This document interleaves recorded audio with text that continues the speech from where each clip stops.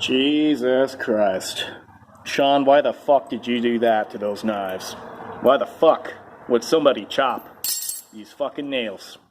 Well, I just thought it'd be interesting to do kind of some extreme toughness testing. Now, this Benchmade 200 Puko out of the box had a much thicker geometry, you know?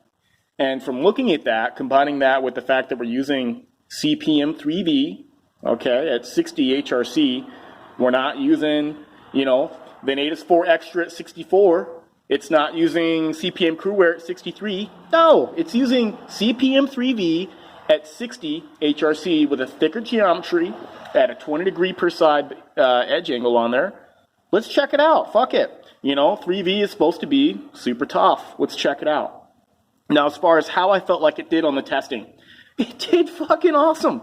People need to realize that this is a really extreme test, okay? And it just goes to show that with the right heat treat steel and geometry, oh fuck, it'll chop through this nail no problem, you know, as long as it's completely perpendicular, there's no deflection. And then same thing with stabbing into a fucking metal anvil. You know, it did fine until you stabbed in there and try to pry it out. It just goes to show that no matter how good the steel heat treat and geometry is, you can break anything for sure. And then also, you know, a lot of it has to do with user error, okay? We get it. So, what did we learn? You know, what is the big deal here? Okay, it's kind of designed to take a little bit more energy and abuse, especially at 60 HRC, especially with the geometry that came stock on the knife. It's fucking fine. Okay, that was a very impressive test. I'm very impressed with Benchmade's CPM 3V, as all of you should be. A little bit more about the nail test. Let's talk a little bit more about that, all right? Let's talk more about tough steel. Okay, this is a Melanica Puko and CPM 4V at 64 HRC. Would you chop that through a nail? Oh, fuck no. No way. Look at the geometry on there. It's much thinner. That's not going to hold up. With this new geometry I put on here, this isn't going to hold up to the nail anymore. It's too thin. It's going to crumple and fail. All right? So a lot of people, they have this idea that if you take a super tough steel, it can then, you know, be invincible. It's not. It still relies on heat treatment and geometry. 3V is not the toughest steel, so why don't they make a knife in a super fucking tough steel, something like S5, S7, something like A8 Mod or MP. You don't want that for a fucking knife. Just because it's super tough doesn't mean it's going to be the end-all be-all when it comes to edge performance. Those super tough steels have lower alloy, all right, lower hardnesses. That's what's making them so tough, okay? At the same time, they're going to be super malleable, okay? They're going to be much, much more prone to just rolling and rolling behind the edge. This same knife with this same geometry, if we did this same test with a steel like S5 at 58, 57, I guarantee you it's going to roll really badly. All right, it'll just be less likely to break. But if it rolls so bad that it looks like a chip, what's the fucking point again, you know?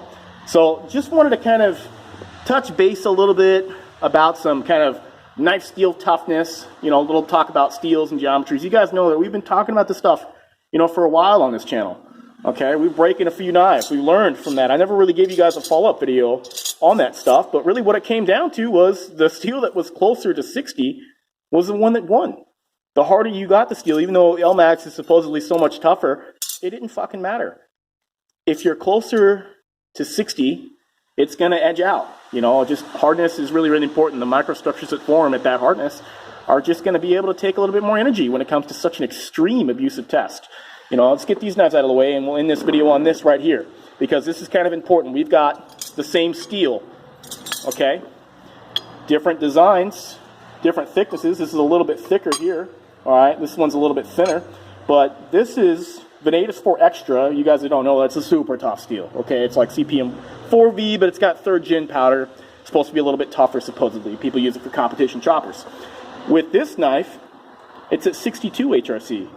This knife is going to be sent out to get heat treated, and it's going to be, you know, put at 67 HRC. Okay? Will this super tough steel be able to survive this nail at that hardness? Fuck no. Okay? Not to mention, the reason why we're doing this hardness is so we can do a crazy thin geometry like we have on these knives, and it'll be able to support it much, much better. Okay? It'll be able to take a killer keen edge. It'll be able to deburr much better. It's going to be great edge performance, but it'll sacrifice the kind of overall blade durability. The opposite is true with this one. It's not just the thickness, but we're going to put a little bit of a thicker grind on here. It's going to be at 62 HRC. With that lower hardness, the microstructures that form inside the same fucking steel, okay, it's going to be able to absorb a little bit more energy. with this kind of testing. It should be able to pass this kind of testing with the right geometry, okay? At the same time, it's not going to have the fucking edge performance that this steel is going to have, okay? So what it comes down to is it's all a trade-off. And the reason why I do these tests is to kind of show people the bigger picture of knife use and performance. So if you guys have any more questions, let me know down in the comments below. But man, we got to get some stuff done. And yeah, the Benchmade 200 Puko is fucking badass. I love it. All right, later.